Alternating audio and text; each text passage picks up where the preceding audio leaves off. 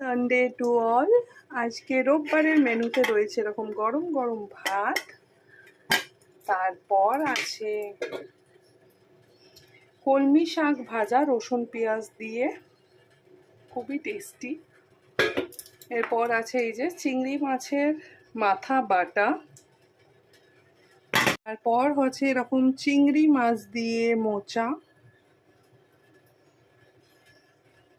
আর আছে show stopper, দাঁড়াও দেখাচ্ছি, এই লাল লাল চিকেনের ঝোল।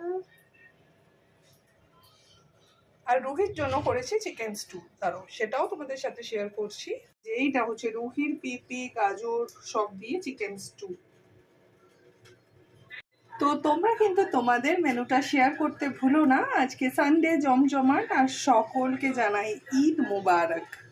তো চলো তাড়াতাড়ি করে খেয়ে নিই, অনেকটাই বেলা হলো, খিদেও পেয়ে গেছে।